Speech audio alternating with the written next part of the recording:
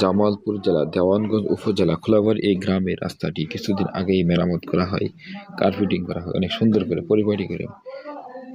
যমুনা নদী কাছে আসার কারণে নদীর ভিতরে কিছু রাস্তা চলে গেছে।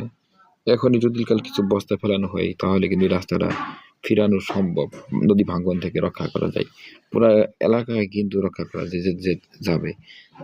ঊর্ধ্বতন কর্মকর্তাদেরকে গ্রামবাসীরা বলেছেন, কিন্তু তারা কোনো কর্ণপাত করছেন না বা সাড়া দিচ্ছেন না।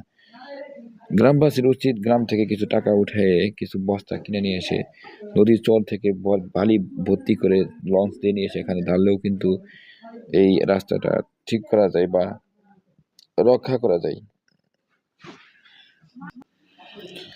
তো আমার ক্ষুদ্র জ্ঞানে বললাম, আপনারা যদি এই কাজটা করেন আশা করি এই নদী ভাঙ্গন থেকে রাস্তাটা রক্ষা করা যাবে এবং কি গ্রামটাও রক্ষা করা যাবে।